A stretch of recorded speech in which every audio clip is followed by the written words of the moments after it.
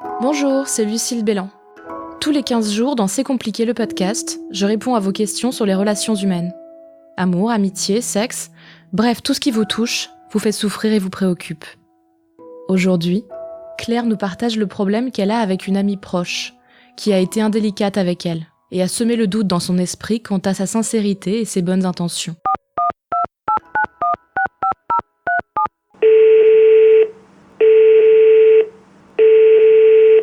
Bonjour Lucille, voilà, je voulais te parler d'un différend que j'ai eu avec une amie très proche lors d'un voyage récemment qu'on a fait toutes les deux ensemble.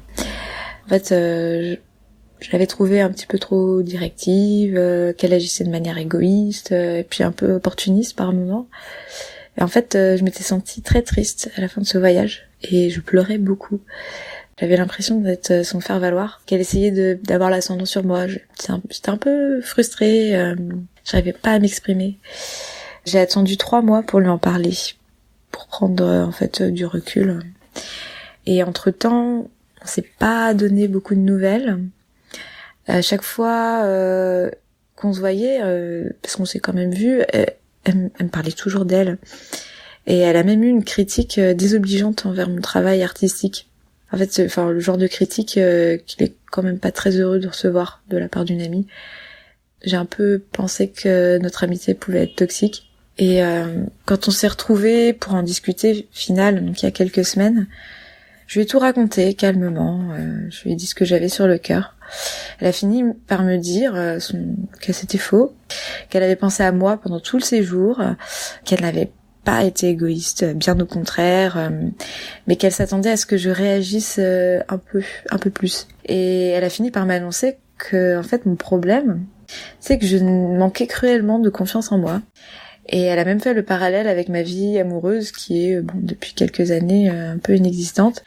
Et si je te raconte cette histoire, c'est que maintenant je m'interroge sans cesse sur sa sincérité et sur ses intentions. Crois-tu que ce soit loyal de dire ça à une amie ? Que ce sont justement les amis qui doivent porter la tâche ingrate de révéler les vérités qui fâchent, ou au contraire elle a trouvé cet argument comme prétexte pour se dédouaner? Parce que franchement, ça me gave d'entendre que je n'ai pas confiance en moi. Je ne sais pas ce que ça veut dire. Je suis même pas sûre que ce soit vrai. Si tu as un avis sur ma situation, si tu as quelques réponses à m'apporter, j'en serais vraiment très heureuse. Merci à toi.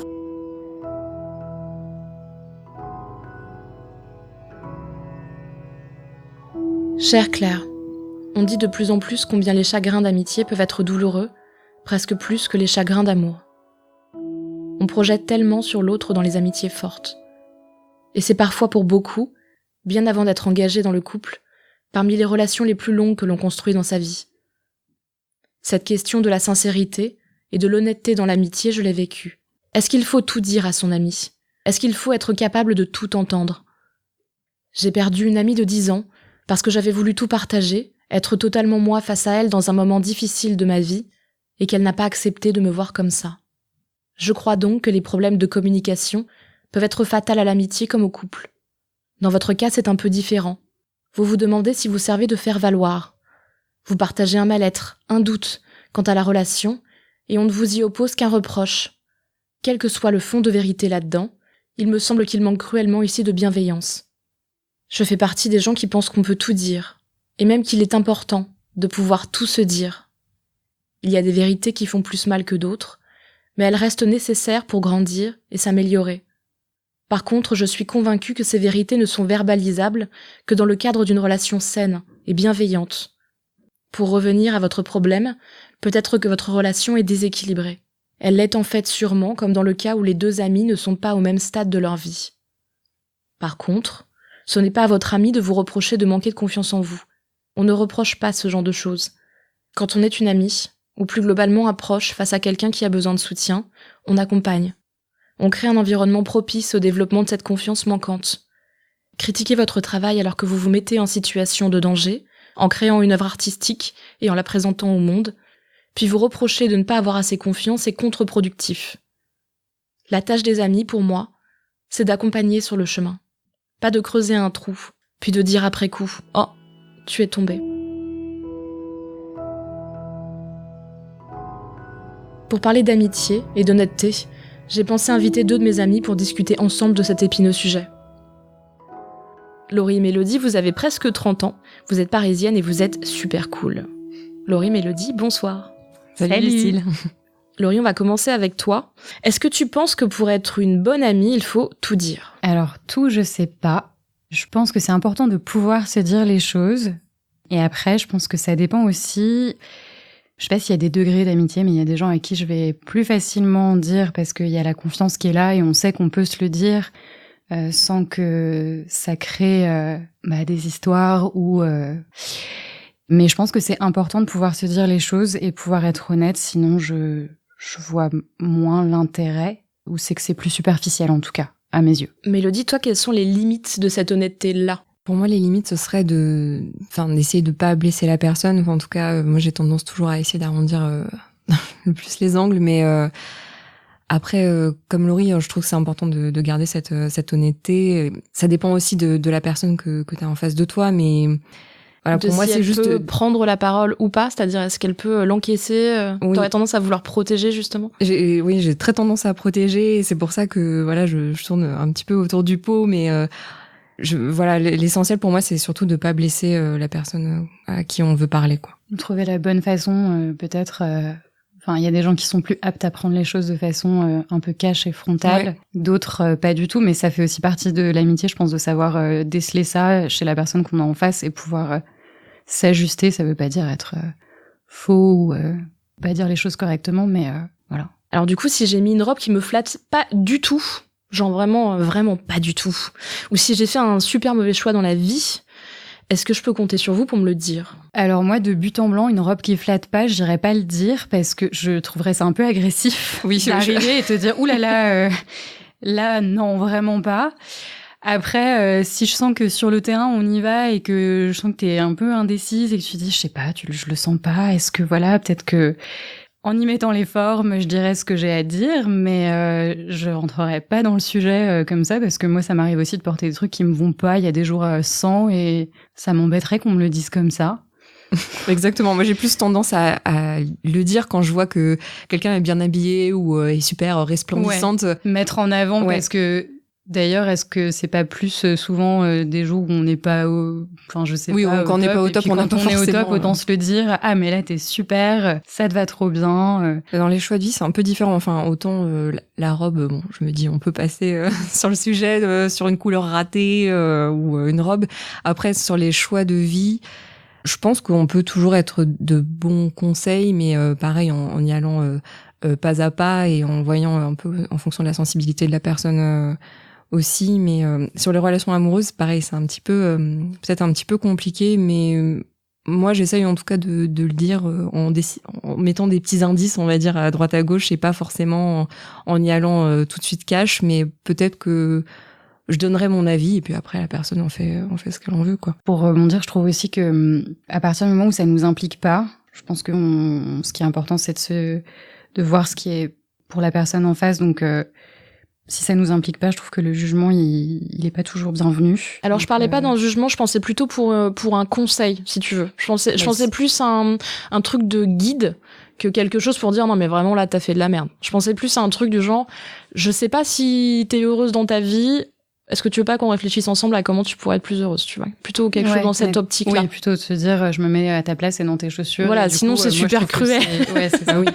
Ouais. Enfin, si tu vois que la personne elle est dans son truc, effectivement, tu vas pas forcément. Oui, voilà, c'est ça. Intervenir. Mais Alors ça tombe bien parce que du coup, j'avais écrit, mais l'amitié pour vous, et c'est assez cool, c'est souligner le positif et gommer ou soutenir quand c'est négatif. Pour vous, c'est ça l'amitié? Bah, je trouve que souligner le positif, c'est hyper important. Moi, je crois que j'essaye de le faire le plus possible avec mes amis, en tout cas, parce que j'aime bien que ça se fasse aussi dans l'autre sens. Je trouve que se soutenir et mettre en avant ce qu'il y a de bien, bah ça peut que faire avancer de toute façon, et qu'on a besoin de ça aussi, même si on est sûr de nos choix, s'entendre dire que bah là c'est cool, c'est bien et je suis heureuse pour toi parce que ça avance dans le bon sens, donc c'est positif. Je trouve que c'est important. Gommer le négatif, je sais pas, c'est plus nuancé, je trouve, du coup, comme s'il faut y aller plus doucement, enfin, tu sais. Mélodie, t'as un avis? Alors moi, je suis assez d'accord sur le positif. En général, j'essaye de l'appuyer parce que on a tous envie que nos amis soient heureux et resplendissants. Et voilà, quand ils font des choix, on a envie de les soutenir à fond. Après, gommer le négatif... Bon, je sais pas. Après, peut-être que des fois, sur certains aspects négatifs, les amis ont aussi envie d'avoir du soutien.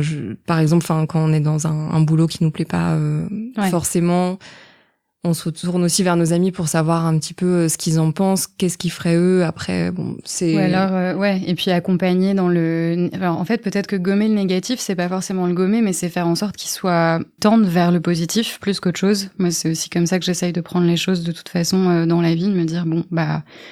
Et quand il s'agirait d'un choix de vie pour quelqu'un ou d'un choix de... Enfin, peu importe, mais si on sent que la personne en face est pas hyper bien ou qu'on se dit que là, il y a un truc qui va pas... Bon, bah, plutôt qu'essayer de le gommer ou de le minimiser ou pas du tout en parler ou alors mettre les pieds dans le plat, c'est comment est-ce qu'on pourrait faire en sorte que ce négatif-là apporte aussi quelque chose et donc essayer de voir le positif aussi dans les choses. Et je pense que du coup, le dire que c'est négatif ou quoi, c'est pas forcément un problème. Enfin, des fois, les personnes ont aussi envie de l'entendre sans forcément l'exprimer, quoi. Mélodie, est-ce que tu t'es déjà retrouvée dans la position de devoir réfléchir à s'il fallait dire ou pas quelque chose à une amie ou un ami? Oui. Et c'était un petit peu sur des situations délicates, je dirais. Le premier sujet auquel je pense, c'était sur les relations amoureuses. Je sais que j'ai au moins 2 amis, je pense, qui, pour moi, ont ou avaient des relations qui peut-être, moi qui me semblaient pas les rendre heureuses et qui pouvaient peut-être en faire pâtir notre amitié. C'est un sujet un peu délicat parce que les sentiments amoureux, c'est très propre à chacun. Après, alors du coup, est-ce que tu l'as dit? Oui, peut-être un peu maladroitement aussi, mais oui, j'essaye de le dire. Il y en a une, je pense que j'ai peut-être été un peu trop frontale. Et bon, voilà, ça... Elles ont mal réagi? Oui, je pense surtout à une des deux. Il y en a une autre, par exemple, où on essaye d'échanger, et puis après, c'est son choix. Et l'autre, oui, effectivement, je pense qu'on s'est pas trop compris, ou peut-être que moi j'ai été hyper maladroite et ça s'est pas passé comme ça aurait dû se passer. Et c'est son choix. Moi, j'ai rien à dire non plus, hein, c'est son histoire, mais j'ai voulu la protéger ou la faire avancer comme je pouvais, et après c'était à elle de faire son choix, et voilà. Et toi, Laurie? Je pense que ça m'est déjà arrivé de me dire là je suis pas tout à fait raccord avec cette décision qu'elle ou il prend. Bon, je suis pas dans leurs chaussures. Enfin, encore une fois, donc... Garder une posture de respect, des limites. Après, voilà, si la question est posée vraiment en face de qu'est-ce que t'en penses? Ah oui, là, j'y vais. Là, je pense que j'y vais. Là, je pense que, encore une fois, avec bienveillance et en essayant de faire les choses correctement. Mais je pense que ça m'est plus arrivé qu'on me demande les choses comme ça, de dire... qu'est-ce que t'en penses? Qu'est-ce que tu ferais? Et là, j'ai moins le souci de me dire, bon, si la personne me sollicite, c'est qu'elle est prête logiquement, j'espère, à entendre ce que j'ai à dire, même si c'est pas censé aller dans le sens qu'elle voudrait entendre. Effectivement, les relations, ces trucs-là. Ouais. Oui, ça m'est arrivé de dire à des amis, là, je te jure, lâche l'affaire, tu le vois pas, mais je crois que je le vois pour toi de loin, et ça me fait mal de te voir comme ça, donc non, stop, ou voilà.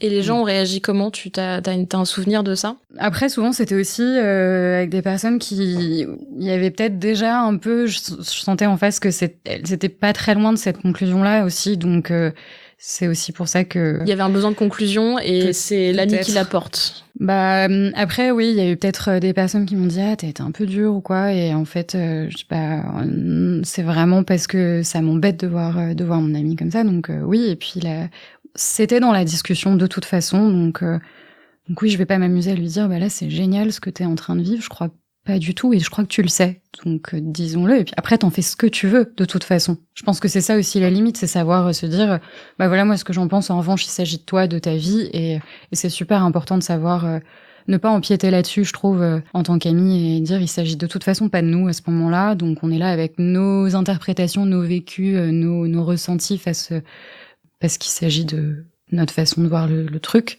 mais savoir respecter aussi la position de l'autre, même si elle nous convient pas, c'est même pas le mot, parce que du coup, ça nous regarde pas. C'est ça que vous attendiez de l'amitié ? C'est ma question finale, qu'est-ce que vous attendez de l'amitié ? C'est pas facile parce épineux, que, comme disait Laurie, c'est vrai qu'il y a pas vraiment différents degrés d'amitié, mais c'est vrai qu'il y a des personnes avec qui on a des relations d'amitié un petit peu différentes, je dirais.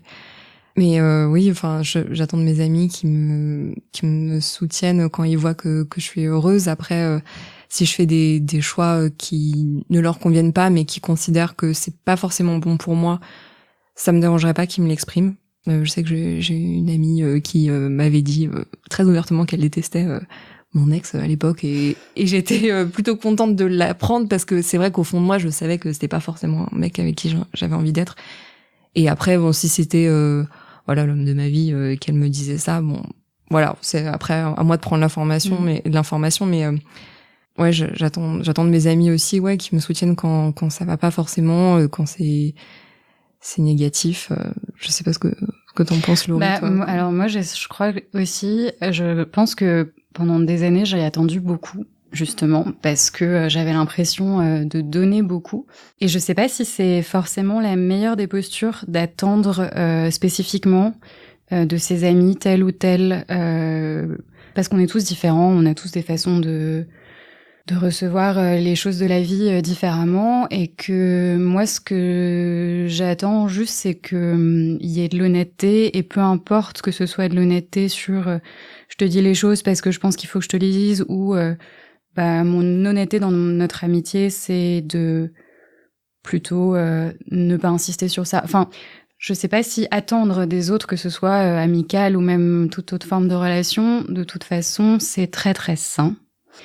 Donc, moi, j'aurais tendance à me dire que j'en attends pas trop, et j'attends juste qu'on soit effectivement honnête, mais plus dans une posture que dans une liberté de parole. Ou voilà, c'est-à-dire que si toi ta conception de l'amitié c'est que on se voit pour les bons moments et que t'arrives pas à être là pour les mauvais, je sais me dire que c'est une amitié qui sera basée là-dessus, et je sais qu'à côté j'ai d'autres gens sur qui je pourrais du coup compter pour d'autres choses, et je pense que c'est important de savoir lire ça aussi chez les gens qu'on a en face de. Et c'est en ça que je disais au début cette espèce de degré là où moi j'ai des amis, des gens que j'adore, je sais que je pourrais pas forcément les appeler en cas de coup dur, même si c'est des personnes que j'adore. Et il y a d'autres gens que j'aime infiniment et je sais qu'ils seront là, et voilà. Et ça n'enlève rien au fait que les autres personnes, c'est pour moi aussi des amis, mais ça se joue pas sur les mêmes choses. Et c'est en ça que je reviens sur, je pense, ce que je disais au début, c'est savoir lire qui on a en face de soi, et voilà. Laurie, Mélodie, merci d'être venue et d'avoir discuté avec moi de ça. On a rarement l'occasion de parler d'amitié quand on est amis. Merci beaucoup. Avec plaisir. Merci Lucille. C'était cool. Pour aller plus loin, je vous conseille cette semaine de découvrir le film Chamboule tout d'Éric Laven. Je ne dis pas ici que c'est un bon film, mettons-nous d'accord. Mais cette comédie française populaire met le doigt sur la question qui fâche. Est-ce qu'on peut sincèrement aimer ses amis quand la proximité nous laisse entrevoir leurs pires défauts ? Si vous aussi, vous voulez témoigner, n'hésitez pas à me laisser un message vocal. Vous pouvez vous enregistrer sur votre téléphone et nous envoyer ce message par mail à cestcompliqué.slate@gmail.com ou nous envoyer un message vocal par WhatsApp au 07 61 76 74 01. N'oubliez pas de me laisser un prénom ou un pseudo, votre âge et éventuellement votre ville. Enfin, l'adresse mail cestcompliqué@slate.fr et la chronique hebdomadaire reste toujours d'actualité. Si ce podcast vous a plu, n'hésitez pas à vous abonner, nous mettre 5 étoiles pour nous soutenir ou nous laisser un commentaire. C'était C'est compliqué le podcast. Tous les autres épisodes sont à retrouver sur slate.fr ou votre application de podcast préférée. Merci à toutes et à tous, et à très bientôt.